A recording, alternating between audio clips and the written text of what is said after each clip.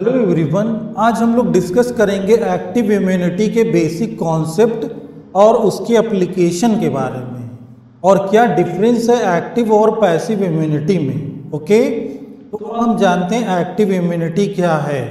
देखिए, active immunity के time जब हमारी बॉडी में किसी बैक्टीरिया, वायरस या फंगस का इन्फेक्शन होता है या हमारी बॉडी में कोई टॉक्सिन एंट्री करे तो हमारी बॉडी के इम्यून ऑर्गन एंटीबॉडीज प्रोड्यूस करते हैं और वो एंटीबॉडी उस माइक्रोब को न्यूट्रलाइज कर देती हैं।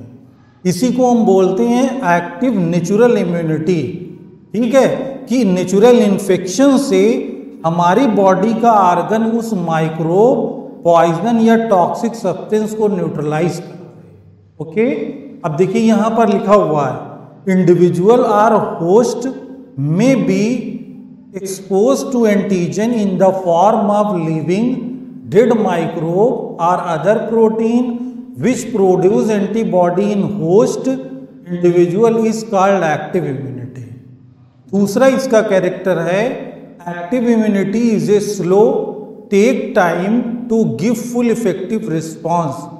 जब पहली बार इंफेक्शन होगा किसी माइक्रोब का, कोई भी बैक्टीरिया हो, तो प्राइमरी इम्यून रिस्पॉन्स जनरेट होगा जिसमें इम्यूनोग्लोबिन एम रिलीज होती है।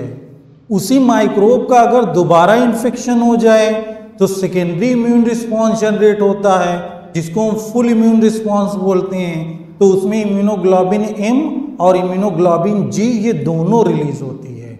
कभी कभी एग्जाम में पूछा गया है कि प्राइमरी इम्यून रिस्पॉन्स में कौन सी एंटीबॉडी प्रोड्यूस होगी और सेकेंडरी इम्यून रिस्पॉन्स में। You have clear. तो देखिए यहाँ इस डायग्राम में लिखा हुआ है नेचुरल एक्टिव इम्यूनिटी।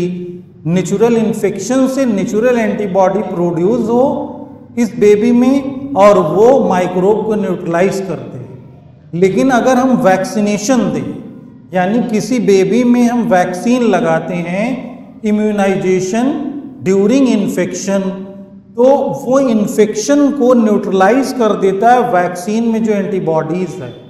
जैसे यहाँ पर आप देखिए एक बेबी में इंजेक्शन लग रहा है तो इस इंजेक्शन में कोई एंटीबॉडीज होगी जो हम आर्टिफिशियली क्या करते हैं, बॉडी में इंजेक्ट कर रहे हैं और वो उस माइक्रोब या टॉक्सिन को जाके न्यूट्रलाइज कर देते हैं। तो इस डायग्राम में इस चीज को समझ सकते हैं। ये हमारी बॉडी में देखिए ये सेल एंटीबॉडीज प्रोड्यूस कर रही, ये पैथोजन है, माइक्रोब है, इसको ये कैप्चर किए हुए है, इससे अटैच्ड है। और यहाँ पर हम मान लें कोई सेल है जो इसको फेगोसाइटोसिस या प्रेजेंटिंग सेल होगी, इस माइक्रोब टॉक्सिन को न्यूट्रलाइज कर देगी। ओके, तो इसी को हम बोलते हैं एक्टिव इम्यूनिटी, नेचुरल और artificial active immunity. You have clear. इसी कॉन्सेप्ट से क्वेश्चन पूछे जाते हैं एग्जाम में। अब हम आगे की स्लाइड में बात करते हैं immune response during natural infection. Okay, देखिए इस डायग्राम में इम्यून रिस्पॉन्स दिखाया गया, यानी हमारी बॉडी के अंदर जब एक माइक्रोब की एंट्री होती है तो कैसे हमारी इम्यून सेल वर्क करती है। ये देखिए यहाँ पे वायरस पैथोजन लिखा हुआ है रेड कलर का। ठीक है, यहाँ पे माइक्रोफाज सेल है तो माइक्रोफाज सेल एंडोसाइटोसिस से इंगल्फ करेगी। देखिए इस डायग्राम में माइक्रोफाज के अंदर है। Then macrophage is activated release cytokinin and activate T lymphocyte cell. तो माइक्रोफाज सेल साइटोकाइन एक प्रोटीन रिलीज करती है जो इम्यून सेल के बीच में कम्युनिकेशन करती है कि एक सेल अगर 10 सेल को एक्टिव करना है तो वो साइटोकाइनिन या इंटरल्यूकिन रिलीज कर देगी। Okay, then T lymphocyte cell activated cytotoxic lymphocyte cell, और ये साइटोटॉक्सिक किलर सेल जो है ये माइक्रोब इन्फेक्शन को किल कर देती है, इसीलिए हम बोलते हैं किलिंग सेल। ओके, फिर दूसरा यही T lymphocyte cell other cell पर इंटरल्यूकिन या साइटोकाइनिन रिलीज करेगी तो बी लिम्फोसाइट सेल का एक्टिवेशन होगा, और बी लिम्फोसाइट सेल जैसे एक्टिव होगी तो ये प्लाज्मा सेल बना देगी। ठीक है, और इधर बी सेल देखिए बहुत सारी एंटीबॉडीज प्रोड्यूस कर रही, लेकिन एक बी सेल एक्टिव हुई तो वो अपने जैसे बहुत सारी क्लोन बनाती है ताकि लार्ज अमाउंट में एंटीबॉडीज प्रोड्यूस हो। अगर ज़्यादा माइक्रोब आ गए तो ज़्यादा एंटीबॉडीज भी चाहिए उसको किल करने के लिए, न्यूट्रलाइज करने के लिए।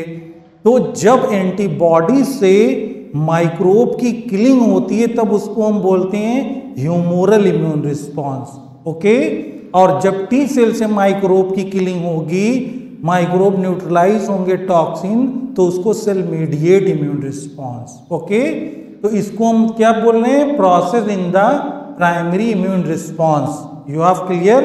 इससे बेसिक अच्छा कॉन्सेप्ट कहीं नहीं मिलेगा आपको। Very easy presentation on your screen. You have clear? अब नेक्स्ट हम लोग पैसिव इम्यूनिटी की बात करते हैं। देखिए, पैसिव इम्यूनिटी का मतलब कि होस्ट की बॉडी में नेचुरली एंटीबॉडी नहीं बन रही, बाहर से ट्रांसफर हो रही है। तो सबसे अच्छा example mother antibody transfer in a baby by fetus feeding.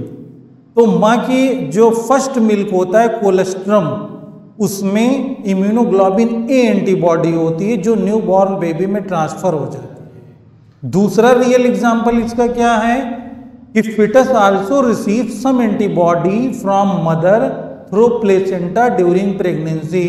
तो प्रेगनेंसी के टाइम जब बेबी की बर्थ नहीं हुई होती, उस टाइम क्या होगा कि प्लेसेंटा से mother antibody transfer in a baby. तो ये दोनों एग्जांपल पैसिव इम्यूनिटी का है। You have clear? तीसरा पैसिव इम्यूनिटी का एग्जांपल है यहाँ पर readymade antibody directly given protect body against foreign antigen. जैसे किसी पॉइजन से आपकी डेथ होने वाली है, सांप ने काट लिया, तो उस टाइम हम इंजेक्शन लेते हैं मार्केट से या डॉक्टर से सजेशन लेके।